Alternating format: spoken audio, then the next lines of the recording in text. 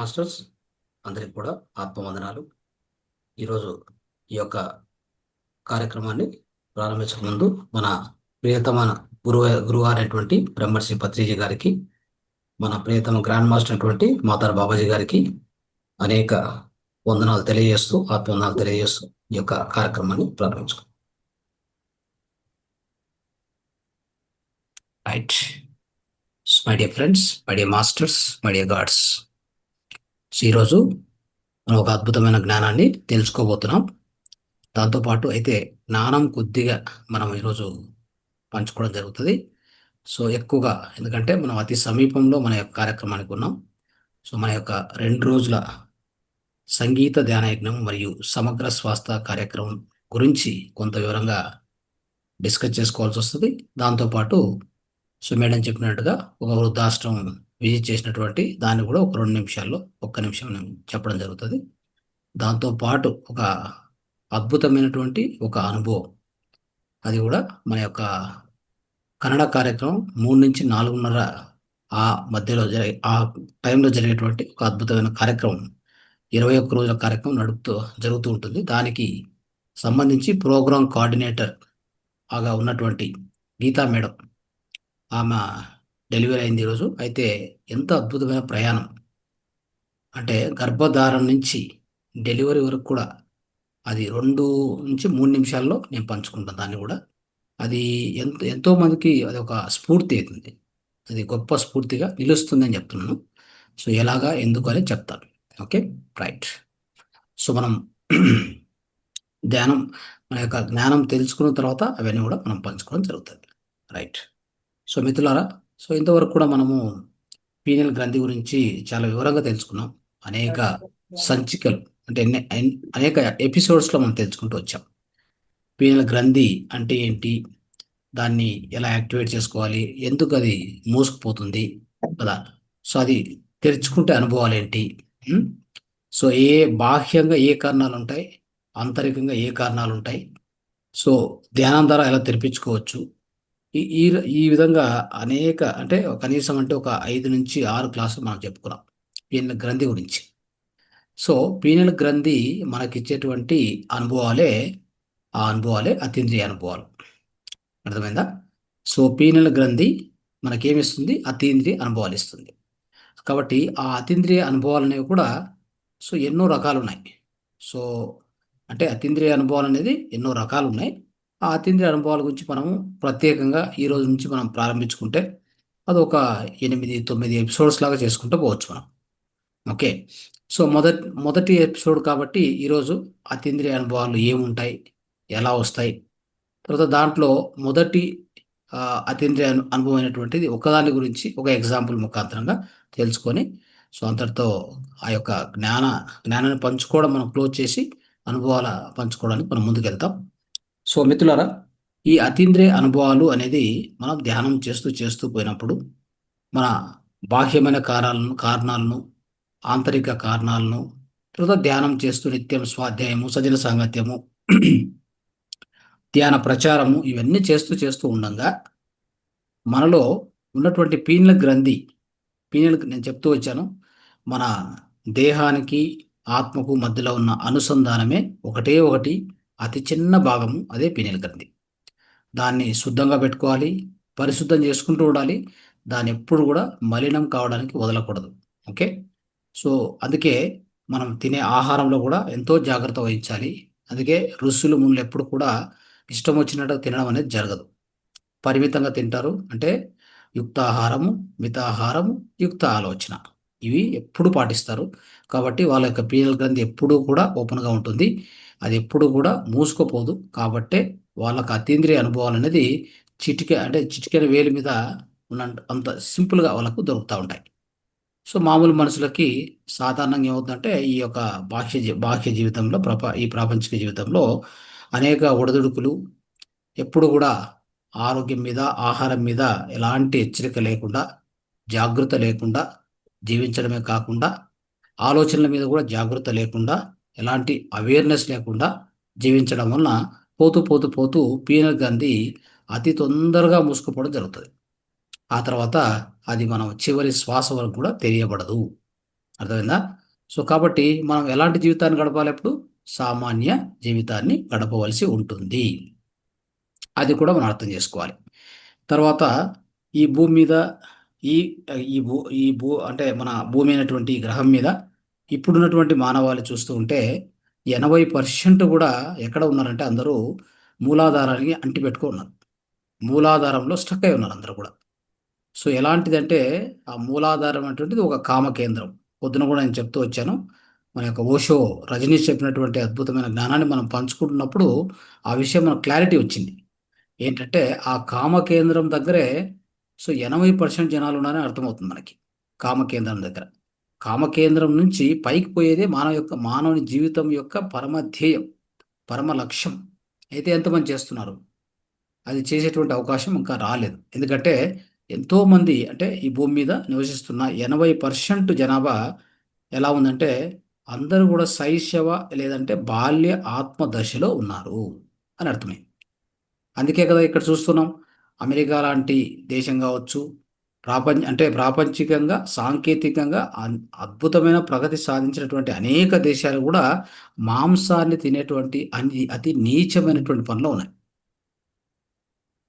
అతి నీచమైన, అతి దురదృష్టకరమైన ఆ ఆ ఆ యొక్క ఆ ఆహార అలవాట్లు ఇంకా ఉన్నాయంటే, వాళ్ళు ఏ సాంకేతిక పరిజ్ఞానాన్ని సంపాదించినా అది ఎలాంటి ఉపయోగం లేదు అని అర్థం చేసుకోవాలి.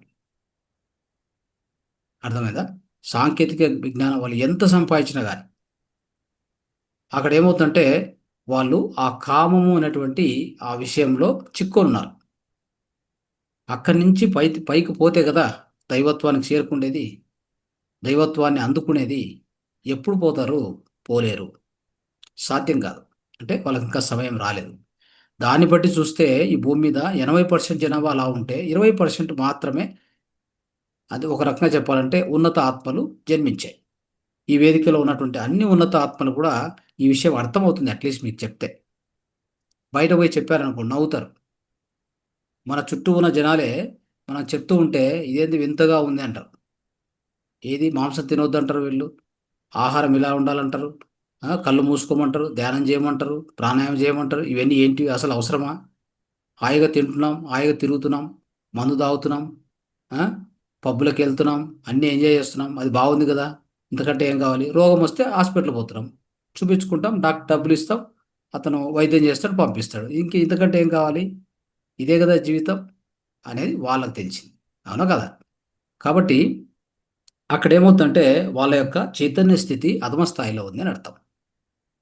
వాళ్ళు అధమ స్థాయిలో ఉన్నారంటే వాళ్ళ చైతన్య స్థితి అధమ స్థాయిలో ఉంది.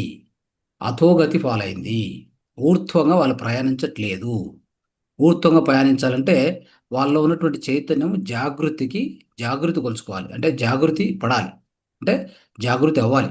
సో, దానికే మన ధ్యానం అనేది నిరంతరంగా మనకి ఆ సహాయం చేస్తుంది. మనం మూలాధారం నుంచి పైకి ఎక్కుతూ ఎక్కి అలా పైకి పాకుతూ చివరికి మనం చేరుకున్నటువంటి చివరి బిందువు, చివరి స్థాయి అదే ఆ దైవ బిందువు, అదే సహస్రార బిందువు చేరుకుంటాం. ఆ సహస్రార బిందువు చేరుకున్నప్పుడే మనకు కలుగుతుంది అదే దాన్నే విస్ఫోటనం అని చెప్పాం. దాన్నే సమాధి అని చెప్పాం మిత్రులారా. అర్థమైందా? సో, ఆ విధంగా ఎవరైతే కింద కామ బిందువు నుంచి, కామ కేంద్రం నుంచి, కామ బిందువు నుంచి ప్రయాణం చేయడం మొదలుపెడతారో, వాళ్ళకు నిదానంగా అలా ప్రయాణం చేస్తూ అదే ధ్యానంలోనే అది కూడా ఆంతరిక ప్రయాణమే. ప్రయాణం అంటే ఇంకేదో ప్రయాణం కాదు. ఆంతరిక ప్రయాణం అది కూడా ధ్యానమే. ధ్యానం ద్వారా వాళ్ళ యొక్క ప్రయాణం కొనసాగిస్తూ ఉంటారో, ఎప్పుడైతే ఆ యొక్క ఆజ్ఞా చక్రాన్ని చేరుకుంటారో, ఆజ్ఞా చక్రం అనేది మన 2 కనుబొమ్మల మధ్యలో లోపల ఉన్న పీనియల్ గ్రంథి ఎప్పుడైతే యాక్టివేట్ అవుతుందో అదే ఆజ్ఞా చక్రం అంటాం. దాన్నే మూడో కన్ను అంటాం. అది ఎప్పుడైతే యాక్టివేషన్‌కి వస్తుందో, అది ఎప్పుడైతే తెరుచుకోబడుతుందో, మూసుకుపోయిన దాన్ని మనం తెరుచుకుంటున్నాం చూడండి. సో, అలా జరిగినప్పుడు మనకు కలిగేటువంటి అనేక అనుభవాలు, అవి అతీంద్రియ అనుభవాలు అంటారు. అతీంద్రియాలంటే ఏంటి? ఇంద్రియాలకు అతీతంగా ఉన్నటువంటి అనుభవాలు. ఇంద్రియాలంటే ఏంటివి?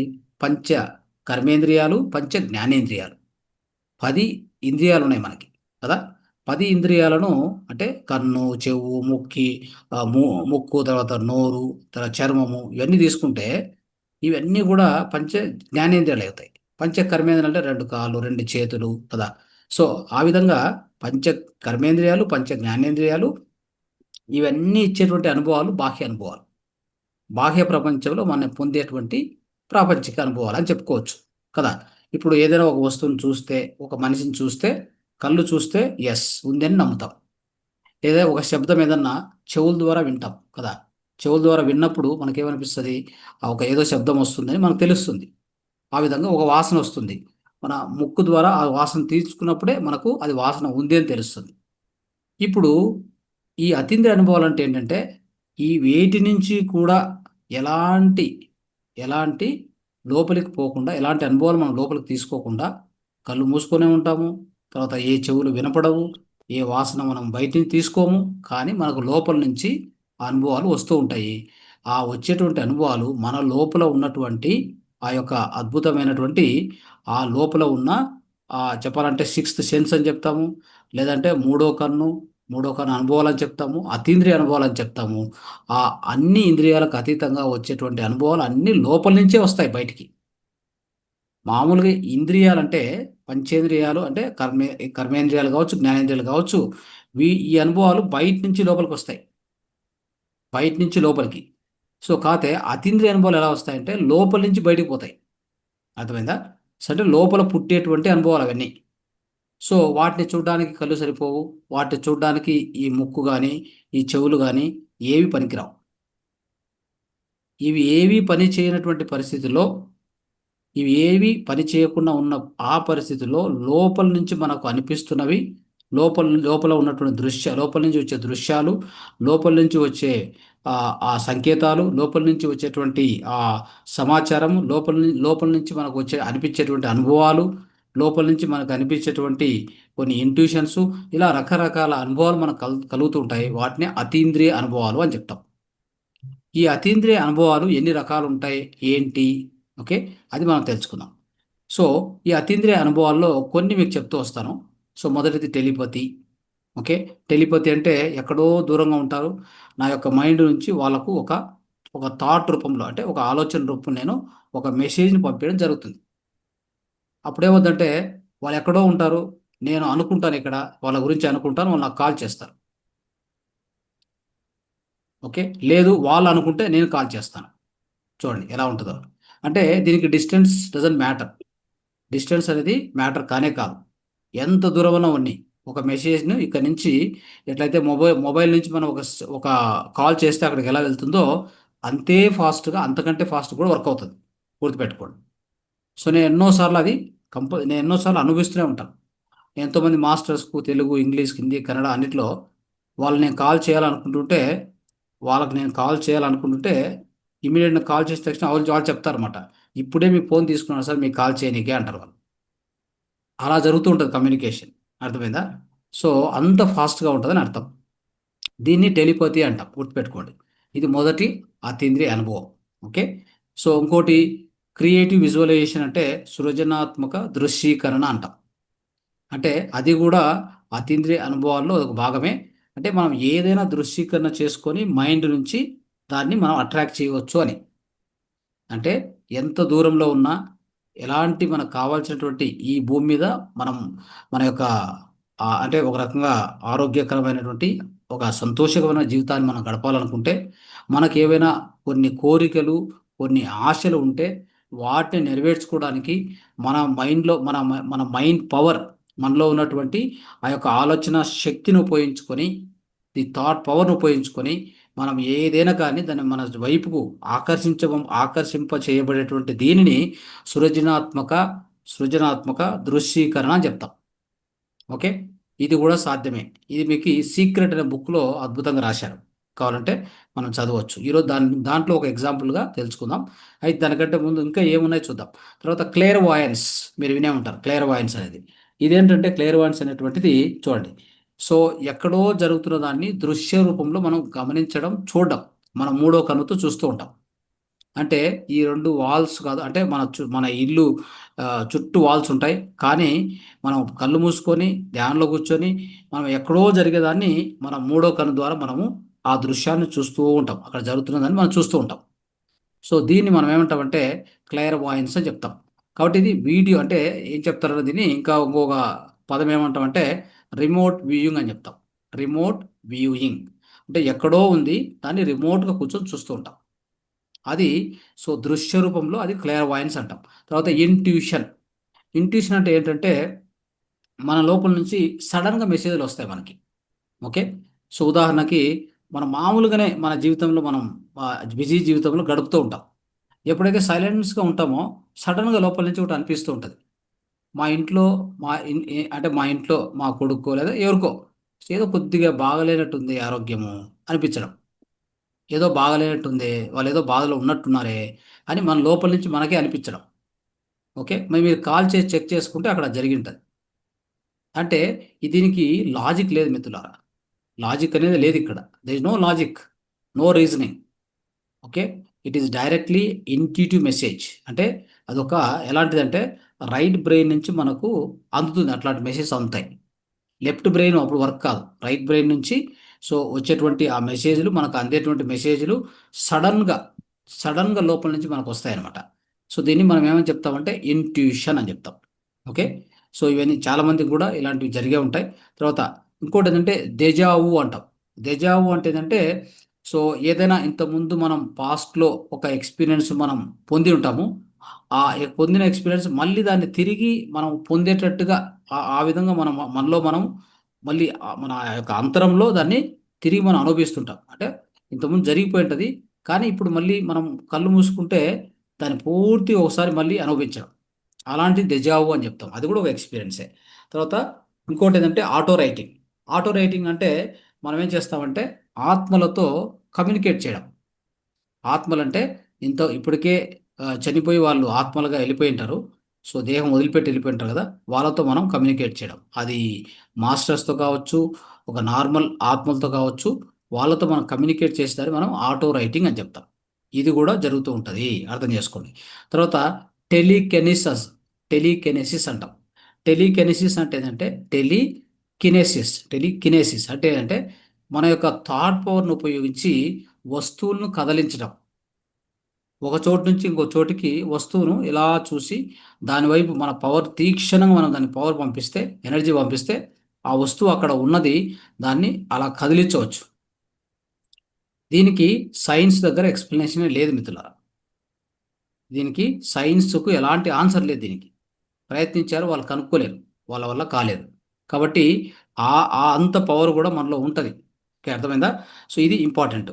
తర్వాత సో ప్రీ మానిషన్ అని చెప్తాం. ప్రీ మానిషన్ అంటే అర్థం ఏంటంటే సో ఆల్మోస్ట్ మనకు ముందు ఏం జరగబోతుందో అది ముందే మనకు తెలిసిపోవడం.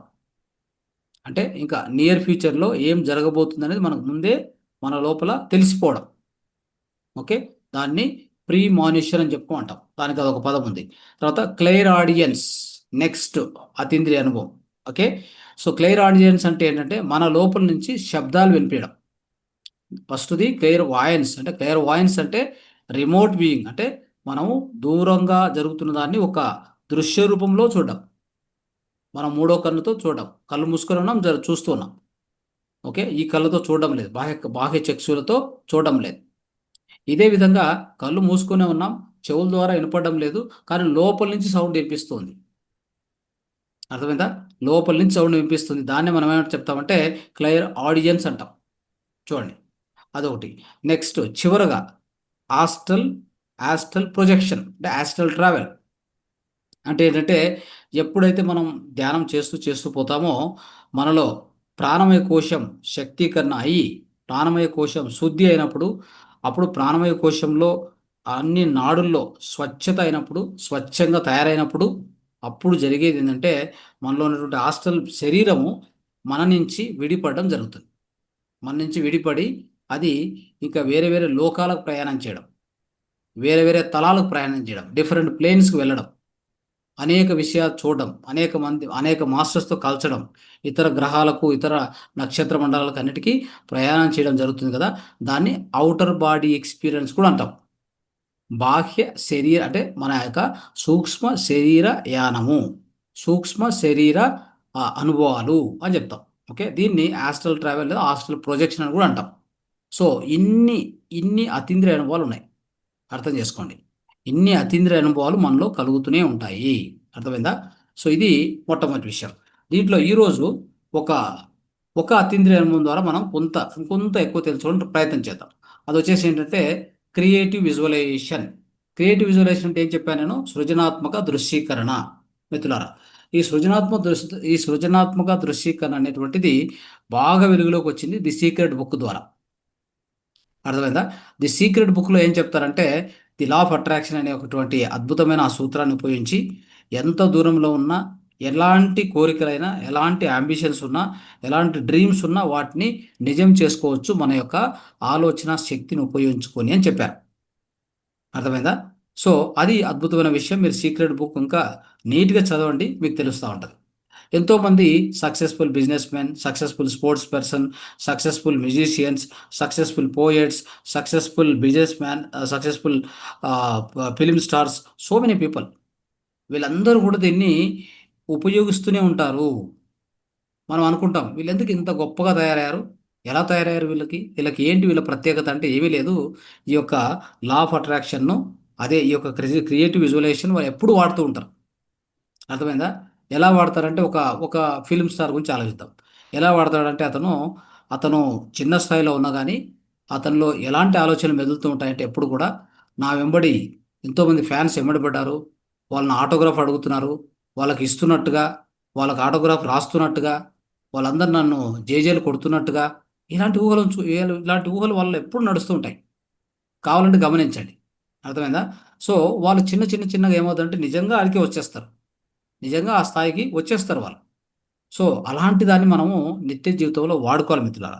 వాడుకున్నప్పుడు ఖచ్చితంగా మనం గూడా అలా తయారవుతాము అనేటువంటిది మనం అర్థం చేసుకోవాలి. అంటే మన చుట్టూ ఉన్న పరిస్థితులు, మన చుట్టూ ఉన్నటువంటి సంఘటనలు, సిట్యుయేషన్స్ ఆ విధంగా మనకు అనుకూలంగా మారుతూ వస్తాయి. అనేది చాలా ఇంపార్టెంట్. అర్థమైందా? అదే విధంగా సో, బిజినెస్ పీపుల్‌లో మీరు గమనించండి. చాలామంది నేను ఇక్కడ గూడా కొంతమందిని గమనిస్తూ ఉంటాం. మనకు తెలుస్తది. వాళ్ళు ఓ ఫోర్త్ స్టాండర్డ్ చదివింటాడు. ఓకే. సో, ఫోర్త్ స్టాండర్డ్ చదివినా ఒక ఎమ్మెల్యేగానో, ఏ విధంగానో ఓ ఎమ్మెల్యేగా ఎదగడం గానీ, ఓ మంచి బిజినెస్ పర్సన్‌గా ఎదగడం గానీ, ఇట్లాంటివి ఎన్నో చూసాం మనం. అక్కడ చదువుతో పని లేకుండా పోయింది. దేంతో అక్కడ ఎక్కువగా అలా జరిగినటువంటి ఆ సక్సెస్ విజయానికి కారణం ఏంటంటే, అతని ఆలోచన తీరు. అతని ఆలోచన తీరు ఎలా ఉంటుంది? ఎంత స్ట్రాంగ్ ఉంటదంటే, ఏది ఏమైనా దాన్ని నేను సాధించి తీరాలని ఆ పట్టుదలతో అంత శక్తియుతంగా అతని ఆలోచనలు నడుస్తూ ఉంటాయి లోపల. అర్థమైందా? ఆ విధంగానే మనం గమనిస్తూ ఉంటాం. ఎలాంటి చదువుతో పని లేకుండా, అంత కోటీశ్వరుడు కావడమే గాకుండా, ఒక గొప్ప ఈ అంటే మన యొక్క బాహ్య ప్రపంచంలో ఒక గొప్ప స్థాయిలో గూడా నిలబడడం అనేది ఎంతో మందిని చూసాం మనం. కదా! సో, దీనంతటి కారణం ఏంటంటే, అతనిలో ఉన్నటువంటి ఆ యొక్క ఆలోచన శక్తి. దాన్ని మనం క్రియేటివ్ విజువలైజేషన్ అంటాం. దీన్నే సృజనాత్మక సృజనాత్మక దృశ్యీకరణ శక్తి అని చెప్తాం. ఇది ప్రతి ఒక్కరిలో అంటే ఎంతోమంది ఇప్పుడు కొంతమంది స్పోర్ట్స్ మెన్ ఉంటారు. అథ్లెట్స్ ఉంటారు. వాళ్ళు కూడా అంతే. వాళ్ళు ముందుగానే ఊహించుకుంటారు. వాళ్ళ యొక్క విజయాన్ని ముందుగానే ఊహించుకుంటారు వాళ్ళు. ఈ విధంగా ఇన్ని గోల్స్ కొట్టాను. ఈ విధంగా ఫుట్‌బాల్ అయితే ఇన్ని గోల్స్ కొట్టాను. మేము గెలిచాము అనే రీతిలో వాళ్ళు ముందలనే ఊహించుకునేస్తారు. అంత అద్భుతమైనటువంటి సృజనాత్మక విజువలైజేషన్ చేయడం వలన, ఆ యొక్క సృజనాత్మకమైనటువంటి దృశ్యీకరణ చేసుకోవడం వలన వాళ్ళు ఖచ్చితంగా గెలుస్తారు. అర్థమైందా? సో, ఇలాంటివి మనం ఎన్నో సార్లు గమనించాం. కాబట్టి ఈ ఈ యొక్క క్రియేటివ్ విజువలైజేషన్ అంటే ఏందంటే, మనలో ఎప్పుడు గూడా మన యొక్క ఆలోచన అంటే ధనాత్మకంగానే ఉండాలి. పాజిటివ్ థింకింగ్ అని చెప్తాం కదా! పాజిటివ్ థింకింగే ఉండాలి తప్పకుండా. మనలో ఎప్పుడు గూడా నెగెటివ్ ఆలోచనలు రన్ చేయకూడదు. దాంతో పాటు ఏంటంటే, అంటే ఒక ఈ అంటే ఈ క్రియేటివ్ విజువలైజేషన్ జరగడానికి ఏ విధంగా దీన్ని జరపొచ్చంటే, ఒకటి మన ఆలోచనలు స్ట్రాంగ్‌గా ఉండాలి. ఆలోచనలు పాజిటివ్‌గా ఉండాలి. అంటే ధనాత్మకంగా ఉండాలి. ఏది కూడా రుణాత్మకంగా ఉండరాదు. అంటే నెగెటివ్ ఆలోచనలు, వ్యతిరేక ఆలోచనలు పనికిరాదు. రెండోది దానికి ఎమోషన్ జోడించాలి. ఏం చేయాలి? ఎమోషన్ జోడించాలి. ఎమోషన్ అంటే ఫీలింగ్. అంటే మనం మనకు అంటే మనకు మనంగా ఒకదాన్ని నమ్ముతాం. అంటే నేను దీన్ని సాధిస్తానని చెప్పి గట్టిగా మనం నమ్ముతాం. అంటే మన యొక్క పవర్ ఆఫ్ ఇంటెన్షన్ అని చెప్పుకోవచ్చు కదా! సో, మన లోపల పవర్ ఆఫ్ ఇంటెన్షన్ స్ట్రాంగ్‌గా పెట్టుకుంటాం అనుకోండి. అదొక్కటి పెట్టుకుంటే సరిపోదు మిత్రులారా. Okay. Believe in your self అంట. బిలీవ్ ఇన్ యువర్ సెల్ఫ్ అంటే నిన్ను నువ్వు విశ్వసించు. నమ్ము. అర్థమైందా? సెల్ఫ్ బిలీఫ్ అంటాం దాన్ని. ఓకే. మనల్ని మనం నమ్మడం. నమ్మడం ఒకటే కాదు. దాంతో పాటు ఏం కావాలంటే దానికి ఎమోషన్ కావాలి. ఒక ఫీలింగ్ కావాలి. ఓకే. అంటే దాన్ని ఫీల్ అవ్వాలి. ఉదాహరణకి నేను ఒక రెడ్ కార్‌ను కొంటాను, కొన్నాను అని చెప్పి మనం ఊహించుకుంటే, ఊహించుకున్న మాత్రం కాదు. మనలో ఆ థాట్స్ గానీ, మన యొక్క ఆలోచనలు గానీ, సో, దాంట్లో ప్రయాణిస్తున్నట్టు గానీ, అదొక ఎమోషనల్ ఫీలింగ్ మనలో క్రియేట్ అయిందంటే ఖచ్చితంగా అది వచ్చి తీరుతుంది. అర్థమైందా? సో, చాలామందేందంటే జస్ట్ ఆలోచించడము, పవర్ ఆఫ్ ఇంటెన్షన్ అంటే స్ట్రాంగ్‌గా ఆలోచించడము, వాళ్ళ మీద వాళ్ళకు మంచి విశ్వాసం పెట్టుకోవడం వరకు ఉంటది. ఆ తర్వాత ఎమోషన్ వదిలేసింటారు. ఎమోషన్ వదిలేస్తే సక్సెస్ కాదు గుర్తుపెట్టుకోండి. ఆ తర్వాత ఎమోషన్ తర్వాత అంటే ఒకటి బిలీవ్, రెండోది so with feeling, feeling or emotion. మూడోదొచ్చేసి మనం ఏదో ఒక యాక్షన్ చేస్తూ ఉండాలి.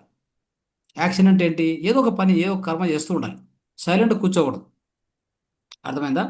సో, ఫస్ట్ బిలీవ్ అనుకోవచ్చు. అంటే compulsory believe in yourself. రెండోది ఎమోషన్, అటాచ్ విత్ ఎమోషన్. మూడోదొచ్చేసి do some work. Engage in some action, in karma, in work. Don't be empty అంటే నేనేదో ఇది లా ఆఫ్ అట్రాక్షన్ చేసుకుంటున్నాను. ఇంట్లో కూర్చొని ఊరికే ఊహించుకోవడము, ఒక ఫీలింగ్ చేసుకోవడము, ఏ యాక్షన్‌లో లేకపోవడం. అది కూడా జరగదు. అర్థమైందా? ఏ యాక్షన్ జరగకపోతే అంటే అలాంటి వరకు ఏం జరుగుతుందంటే, వాళ్ళ కర్మలో లేకపోతే ఏం జరుగుతుందంటే, వాళ్ళు నిజంగానే ఆహ్, దే బిలీవ్డ్ దెమ్‌సెల్ఫ్ అంటే నమ్మారు. మంచి ఇంటెన్షన్, పవర్‌ఫుల్ థాట్ రిలీజ్ చేశారు. బాగుంది. తర్వాత వాళ్ళొచ్చేసి ఇంకేం చేశారంటే ఎమోషన్‌గా ఫీల్ అయ్యారు. అది ఖచ్చితంగా అది అట్రాక్ట్ చేసిన సిట్యుయేషన్ అంటే మీకు కావాల్సిన రిజల్ట్ దగ్గరగా వచ్చింది. కానీ మీ చేతికి రాదు.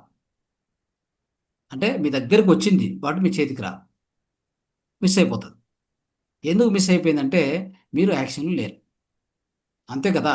ఇప్పుడు నేను ఏదో ఒక వర్క్ చేస్తూ ఉన్నాను. నాకు అంటే ఆ వర్క్ ఏదైనా కావచ్చు. మీరు జాబ్ చేస్తారా? బిజినెస్ చేస్తారా? ఏదో ఒకటి చేస్తూ ఉండండి అంతే. అయితే ఆ చేస్తూ ఉన్నారు. ఇంకో పక్కన మంచి ఒక పవర్‌ఫుల్ థాట్ పెట్టారు. మంచి ఎమోషన్ ఫీల్ అవుతున్నారు. అది కావాలని జెప్పి. అప్పుడు మీరు చేసే కర్మ నుంచి, మీరు చేసే వర్క్ నుంచి ఎలాగోలాగా దాని నుంచి మీకు ఆ ఫండ్స్ డైవర్ట్ చేయడం జరుగుతది. ఆ ఫండ్స్ గాని మీకు రావాల్సినటువంటిది ఆ వర్క్ అంటే మీరు ఎందుకంటే you are already in action and karma. మీరు ఒక పనిలో, ఒక యాక్షన్‌లో ఉన్నారు గాబట్టి అది సాధ్యమైంది. లేదంటే మీకది సాధ్యం కాదు. ఓకే. ఎవరు గూడా ఆకాశంలో నుంచి మీ ఇంట్లో వచ్చి అలా పడేసి ఎవరు వెళ్ళరు. అర్థమైందా? మీరేదో ఒక యాక్షన్‌లో ఉంటే అది ఎక్కడో కనెక్షన్ అంటే ఆ విశ్వం ఏం చేస్తుందంటే ఎవరినో ఎవరికో కనెక్షన్ చేసి మీకు రావాల్సినటివి గాని, మీకు ఒక ఒక చెప్పాలంటే మీ సక్సెస్సు సాధించడం గాని, ఏదో ఒకటి మీరు చేసిన ప్రయత్నంలో ఒక మంచి సక్సెస్. దాని నుంచి మంచి మీకు రావాల్సినటువంటి ధనం మీకు తొందరగా చేరడం. దాన్ని ఉపయోగించుకొని మీరు అనుకున్న ఆ కోరికను నెరవేర్చుకోవడం అంతే. చూడండి ఎంత ఈజీగా జరుగుతుంది అంతా కూడా ప్రాసెస్సు. మనం అది చేయమనమాట. ఎక్కువగా చాలామంది తప్పు చేసిందంటే ఒక మంచి పవర్‌ఫుల్ థాట్, మంచి ఎమోషన్, నో వర్క్. వర్కే లేదు. అది జరగదు. వస్తుంది. కానీ మీ నోటి దాకా రాదు. మీరు అనుభవించేదానికి అవకాశం ఇవ్వదది. ఇది గుర్తుపెట్టుకోవాలి. ఓకే. సరే ఇప్పుడు ఒక ఒక ఉదాహరణ ద్వారా ఈ యొక్క దృశ్యీకరణ గురించి కొద్దిగా తెలుసుకొని మనము ఈరోజు యొక్క ఈ యొక్క జ్ఞానాన్ని పంచడం అనేది మనం ముగిద్దాం. సో, ఏంటంటే ఒక పిల్లవాడు అతని ఏజ్ వచ్చేసి 18. 18 ఇయర్స్‌లో అతను డ్రైవింగ్ నేర్చుకుంటాడు. ఓకే. 18 సంవత్సరాల వయసులో డ్రైవింగ్ నేర్చుకుంటాడు. అది కూడా వాళ్ళ ఇంట్లో కారు ఉన్న గాని, వాళ్ళ ఇంట్లో ఉన్నటువంటి కారు పెద్దది. అమెరికన్ స్టూడ్ American Studebaker. American Studebaker అని చెప్తారు దాన్ని. అంటే అది అమెరికన్ కార్ అది యాక్చువల్‌గా. పెద్ద కారు. అయితే అతన్ని నడపడానికి వాళ్ళ తండ్రి ఎప్పుడు అలౌ చేసేవాడు కాదు. ఇతను కారు నేర్చుకుంది కూడా పక్క వాళ్ళ ఇంట్లో నైబర్స్ ఇంట్లో ఉన్న కారుని ఉపయోగించుకొని కారు నేర్చుకున్నాడు డ్రైవింగ్. చూసారా? సో, పక్క వాళ్ళ ఇంట్లో ఉన్న కారుని ఉపయోగించుకొని ఇతను డ్రైవింగ్ నేర్చుకున్నాడు. వాళ్ళ ఫాదర్ ఎప్పుడు ఇతన్ని అలౌ చేసేవాడు కాదు. ఎందుకంటే భయం.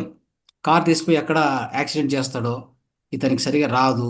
కాబట్టి మ్యాక్సిమం అతనికి అవకాశం ఏమి ఇచ్చేవాడంటే వాళ్ళ ఫాదరు, ఆ కార్‌ని తీసుకెళ్ళి జస్ట్ అంటే అక్కడ గాలి కొట్టించడమో, లేదంటే పెట్రోల్ నింపడమో, లేదంటే ఆ గ్యారేజ్ దగ్గర పెట్టి రావడమో ఇంతే అలౌ చేసేవాడు. సరే. ఓకే. అలా ఉండింది. సో, అంతటితో అంటే ఎలాగోలా నేర్చుకున్నాడు. అయితే ఇతనికేందంటే ఎప్పుడు గూడా ఇతనికొక ఒక స్టూడెంట్ గదా ఇతను. ఒక మంచి డ్రీమ్ అనమాట. అతనికేం తెలుసా? ఒక స్పోర్టీ వెహికల్ తీసుకోవాలి. స్పోర్ట్స్ వెహికల్ కావాలతనికి. ఆ స్పోర్ట్స్ వెహికల్ అప్పట్లో స్టాండర్డ్ హెరాల్డ్ అనేది ఒక మంచి కారు. అది గూడా రెడ్ కలరే కావాలతనికి. చూడండి ఎలా ఉందో. అతనికి మంచి ఇష్టం. అంటే స్టూడెంట్స్ తెలుసు కదా! కలర్స్ అంటే బాగా ఇష్టపడతారు. మంచి కలర్‌ఫుల్‌గా ఉండాలనేది. సో, ఆ కలర్‌ఫుల్‌గా రెడ్ స్టాండర్డ్ హెరాల్డ్ కార్ కావాలి. అది it's a compact car actually. So, అది చాలా ఇష్టం అతనికి. అది అతను అంటే సో, ఎలా ఉంటదంటే ఆ యొక్క ఫేవరెట్ కార్ గాబట్టి అతను దాన్నెప్పుడు ఊహించుకుంటూ ఉంటాడు. సో, అంతా బానే ఉంది. అయితే ఈ విషయాన్ని వాళ్ళ ఫాదర్ చెప్పినా అతను ఒప్పుకోడని తెలుసు. ఎందుకంటే ఇతని దగ్గర డబ్బులు లేవు. ఇతను కొనడానికి సాధ్యం లేదు. లేదా వాళ్ళ ఫాదర్‌కి చెప్పినా వాళ్ళ ఫాదర్ కొనిస్తాడని కూడా నమ్మకం కూడా లేదు. ఓకే. ఎందుకంటే ఇతను చిన్న పిల్లోడు. అది ఆ కారిస్తే దాన్ని తీసుకొని అనవసరంగా ఒక అంటే లగ్జరీకి అలవాటు పడి చదవకుండా చదువు మానేసి లేదా తీసుకెళ్ళి ఎట్లంటే అట్లా యాక్సిడెంట్ చేస్తాడని చెప్పి వాళ్ళ ఫాదర్ ఒప్పుకోడు కాబట్టి అతను అడగడానికి కూడా పోలేదు. ఇంకోటి ఇతనేమో సన్నగా ఉంటాడు. వాళ్ళ ఫాదర్ చాలా హైట్‌గా ఉంటాడు. కాబట్టి ఆ చిన్న కారు ఈ కొని దాన్ని ఉపయోగించుకుంటారంటే అలాంటి ఒప్పుకుంటారు నమ్మకం కూడా ఇతనికి లేదు. సరే ఆ విధంగా జరిగింది. కాబట్టి ఆల్‌మోస్ట్ అయితే ఇతను ఆ డ్రీమ్‌ని ఎప్పుడు ఆపల. అతనికి 18 ఇయర్స్ ఆ టైం ఉన్నా గానీ, అతని దగ్గర డబ్బులు లేకపోయినా, ఈ కారు అతనికి కావాలన్నటువంటి ఆ డ్రీమ్ మాత్రం ఆపలే అతను. అతనేం జేసేవాడంటే, సో, ఎలా ఊహించుకునేవాడంటే, అంటే అతను మామూలుగా డే టైమ్ గూడా అతను ఆ డ్రీమ్స్ ఎలా అంటే, కాలేజ్‌కి ఆ కార్‌లో పోతున్నట్టు, ఓకే. సో, అతను కార్‌లో పోతున్నప్పుడు వాళ్ళ ఫ్రెండ్స్ బయట నుంచి మామూలుగా ఒక సైగలు చేస్తున్నట్టుగా, ఒక సైన్స్ ఇస్తున్నట్టుగా అలా ఊహించుకోవడము. తర్వాత ఆ కీస్ చేతిలో ఇట్లా ఊపుతూ ఉండడము. ఆ కారు మీద ఉన్న డస్ట్ పడిన కార్‌ను అట్లా క్లీన్ చేస్తున్నట్టుగా, ఇలాంటి కొన్ని అంటే ఆ డే డ్రీమ్స్ అయినా ఎక్కువగా చేసేవాడనమాట. సో, ఇది ఎందుకు అలా చేసేవాడంటే, అతనికి అంత ఇష్టం. ఆ కారు ఎలాగైనా గాని దాన్ని పొందాలనేది అతనికి ఇష్టం. అయితే ఆ క్రియేటివ్ విజువలైజేషన్ ఎంత గట్టిగా వాడాడో చూడండి. అర్థం చేసుకోండి. ఓకే. అయితే ఆ యొక్క ఫీలింగ్ అతను క్రియేట్ చేసుకున్నాడు. ఫస్ట్ ఇంటెన్షన్ ఉంది. అయితే దాన్ని ఎంత స్ట్రాంగ్‌గా తయారు చేసుకున్నాడు ఆ ఇంటెన్షన్ అంటే, విత్ ఫీలింగ్, విత్ ఎమోషన్. ఆ విధంగా క్రియేట్ చేసుకుంటూ ఎళ్ళాడు. అతని యాక్షన్సు, అతను అంటే ఆయన యొక్క నిజ జీవితంలో అతను ఆ విధంగా ఫీల్ అవుతూ ఆ విధంగానే ఆ డ్రీమ్ కంటిన్యూ చేశాడు. కొన్ని రోజులకి ఏం జరిగిందంటే, కొన్ని నెలలకి జరిగినటువంటి సంఘటన చూడండి. సో, వాళ్ళ ఫాదరు ఒకసారి stood breaker, American stood breaker పెద్ద కారు. గ్యారేజ్‌కెళ్తాడు. దగ్గరలో ఉన్న గ్యారేజ్‌కెళ్తాడు. ఆ గ్యారేజ్‌లో కొద్ది దూరంలో ఒక ఈ స్టాండర్డ్ హెరాల్డ్ కారు ఒకటి నిలబెట్టింటాడు. దాన్ని రెడ్ పెయింట్ ఏస్తూ ఉంటారు. ఆ చిన్న కారు దూరంగా నిలబెట్టింటారు. దానికి రెడ్ పెయింట్ ఏస్తూ ఉంటారు. చూడండి గమనించండి ఎట్లా ఉంది చూడండి. ఆ రెడ్ పెయింట్ ఏస్తూ ఉంటే ఇతను గమనించి వాళ్ళ ఫాదర్ కూడా గమనిస్తాడు. సో, ఇతనికి చూసిన వెంటనే ఓహ్! ఇదే గదా! నేను కావాలనుకుంది అని జెప్పేసి చూస్తాడు. తర్వాత అంతలోనే ఆ గ్యారేజ్ ఓనర్ ఏం చెప్తాడంటే, "ఈ కార్ మన దగ్గరకొచ్చింది. Second hand car. ఇది మంచి రీజనబుల్ కాస్ట్‌లో దొరుకుతది. మీకేమైనా కావాలంటే తీసుకోవచ్చు" అనేటువంటి ఇది ఆ విధంగా చెప్పడం జరుగుతది. అప్పటికి కూడా అతనికి నమ్మకం లేదు. వాళ్ళ ఫాదర్ ఒప్పుకుంటాడని గాని, ఏది గూడా. అయితే అతనికి చాలా ఇష్టం గాబట్టి, చూద్దామనే ఒక అవకాశంతో సో, వాళ్ళ ఫాదర్‌కి చెప్పడం జరుగుతది. కానీ అతనేమి నో అని చెప్పడు. యెస్ అని చెప్పడు. మళ్ళీ రోజు ఏం చెప్తాడంటే, "సరే ఓ పని చేద్దాం. నేను నీకు తీసిస్తానది. అయితే నువ్వు కేర్‌ఫుల్‌గా నడపాలి. ఎక్కడ డ్యామేజ్ చేయకూడదు. తర్వాత టైం వేస్ట్ చేయకూడదు." సో, ఇదంతా చెప్పి తర్వాత ఒప్పుకుంటాడు. ఒప్పుకోవడం వలన ఇతని ఆశకు అంటే అతని ఆశ నెరవేరిన దానికి అతను ఒక రకంగా ఒక అంటే ఏం చెప్తారు కదా! ఉత్సాహంతో అంటే ఉత్సాహంతో పొంగిపోతాడు. సో, ఎందుకంటే అతని ఆశ నెరవేరింది. టోటల్‌గా ఏందంటే ఈ became owner of the Standard red Herald car. అర్థమైందా? చూడండి ఎంత అద్భుతంగా జరిగింది. అతని యొక్క విజువలైజేషన్ ఎంత నీట్‌గా తీసుకొచ్చాడంటే, అక్కడ సృజనాత్మక దృశ్యీకరణ అంత అద్భుతంగా చేశాడు. మనం అర్థం చేసుకోవాలి. ఓకే. సో, మిత్రులారా ఇది ఈ విధంగా ఎగ్జాంపుల్. సో, అదే అతని జీవితంలోనే ఇంకొక సంఘటన జరుగుతది. ఎట్లా అంటే, అతను యాక్చువల్‌గా 20 ఇయర్స్ ఆ టైంలో చదువయిపోయాక సో, చదువయిపోయాక అతను 20 ఇయర్స్‌లో వర్క్ చేయడం మొదలుపెట్టి 23 ఇయర్స్‌కే ఫస్ట్ ఆఫీస్ కొంటాడతను. ఓకే. 23 ఇయర్స్ ఆఫీస్ కొన్నప్పుడు ఒక 320 స్క్వేర్ ఫీట్లు కొంటాడు. అది కూడా అతనికి పెద్దగా అనుభవం లేదు కాబట్టి ఇండస్ట్రియల్ ఎస్టేట్లో కొంటాడు. సో అది సన్న దారులు, లోపల ఎక్కడో పైన ఉంటుంది. దానికి విండో కూడా లేకపోతే బీబీఎంపీ అంటే కార్పొరేషన్ వాళ్ళతో చేపించి ఒక విండో చేపించుకుంటాడు. సో ఆ దానికి ఏదైనా బోర్డు పెడితే కూడా ఎవరికి కనపడదు, అది అక్కడ ఆఫీస్ ఉన్నట్టు కూడా తెలియదు. అలాంటి ఆఫీస్లో ఉంటాడు. అయితే అతనికి ఒక కోరిక, నేను సెకండ్ ఆఫీస్ కొనాలి అని చెప్పేసి ఆ యొక్క డ్రీమ్‌ని పెట్టుకొని అలాగా ఆయన నడుపుతూ ఉంటాడు. అయితే ప్రాపర్టీ కొనేటువంటి ఎక్స్‌పీరియన్స్ గాని అలాంటిది అతనికి ఎప్పుడూ కూడా లేదు. అవునా కదా!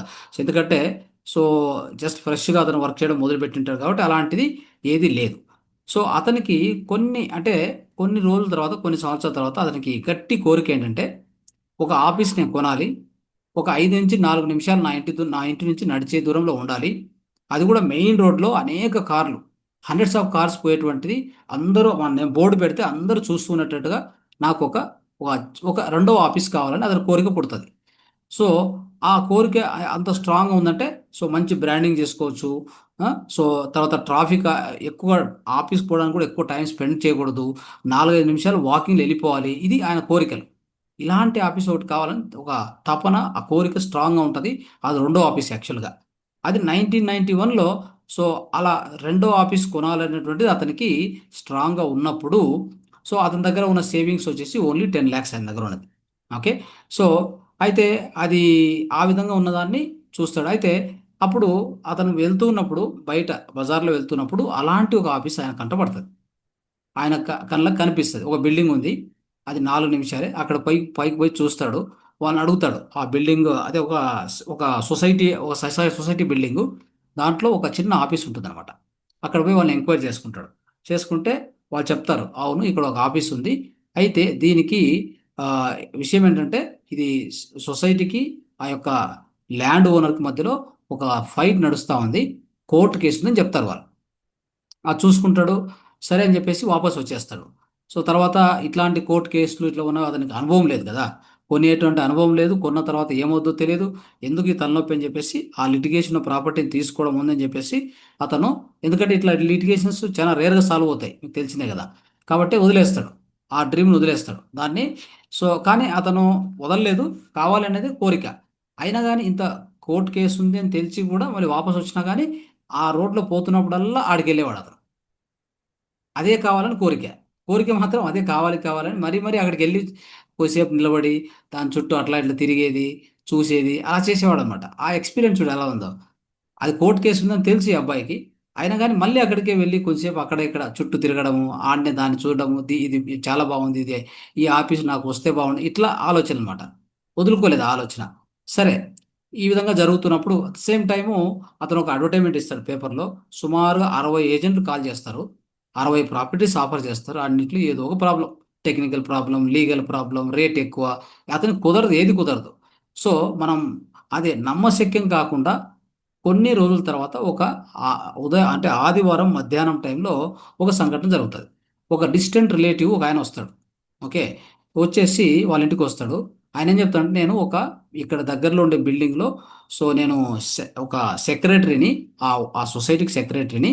మా బిల్డింగ్‌లో ఒక ఆఫీస్ ఉంది. ఆఫీస్ స్పేసు మా ల్యాండ్ ఓనర్‌కి మాకు మధ్యలో కేస్ నడుస్తా ఉంది. మీకేమైనా ఇంట్రెస్ట్ ఉంటే దాన్ని ఔట్ ఆఫ్ కోర్ట్ సెటిల్మెంట్ చేసి నీకిస్తాను. తీసుకోగలుగుతావా అని అంటాడు. అది ఏంటి ఏమని డీటెయిల్స్ తీసుకోగానే ఇతను విల్ జంప్ అప్. అంటే అతనికి అదే, ఇతను ఏదైతే కోరుకున్నాడో అదే ఆఫీస్. చివరికి చూడండి ఎట్లా ఉందో. ఎంత అద్భుతం ఇది. ఆ! సో, అతను చాలా అంటే ఉబ్బి తబ్బిబ్బయిపోతాడు. ఓకే. అప్పటికి 1991లో స్టార్ట్ చేస్తాడు సెర్చ్ చేయడము. 1994కి దాని ప్రాపర్టీ వాల్యూ 30,00,000కి పోయుంటది. ఓకే. సో, అప్పటికి ఆ టైంకి ఇతను సంపాదించిందంతా పోగేసుకుంటే ఒక 5,00,000 షార్టేజ్ ఉంది. అప్పుడేమైంది? వాళ్ళు చెప్తారు, "నీకు ఎలాంటి సొసైటీకి దాని మధ్యలో ఉన్న కేస్‌ను ఔట్ ఆఫ్ కోర్ట్ సెటిల్మెంట్ చేస్తాము. నీకు మంచి కోఆపరేషన్ ఇస్తాము. ఏం వరీ కావద్దు. ఎలాంటి ఇష్యూ లేదు. మేము సపోర్ట్ చేస్తాం. నువ్వు కొనుక్కో" అంటారు. సో, అతను అతనికి అతని యొక్క ఆనందానికి, సంతోషానికి అవధులు లేవు. ఎందుకంటే ఆయన కోరుకున్నటువంటి ఆఫీస్ అతనికొచ్చేసింది. అంతే కదా! సరే. ఇలా జరిగిన తర్వాత నెక్స్ట్ ఏమైందంటే ఫైనాన్షియల్ షార్టేజ్ ఒక 5,00,000 ఉంది. అక్కడ చూడండి ఎలా ఉందో. అక్కడికి కమిటీ వాళ్ళు చెప్తారు. సొసైటీ కమిటీ, "మీకు టైమ్ ఇస్తాము. Don't worry. అంత కోఆపరేషన్ ఇస్తాం" అని చెప్తారు.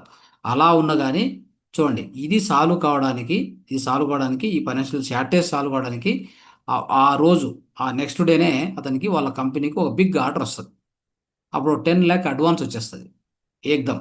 సో రావడం వలన దాంట్లో 5 లక్షలు దీనికి డైవర్ట్ చేసి, సో ఆ యొక్క ప్రాపర్టీని, సో ఆ బ్యాలెన్స్ ఏదైతే కావాలో ఆ బ్యాలెన్స్ ఇచ్చేసి ఆ ప్రాపర్టీని కొనుక్కోవడం జరుగుతుంది. విత్ ఇన్ 16 daysలో రిజిస్ట్రేషన్ అయిపోతుంది.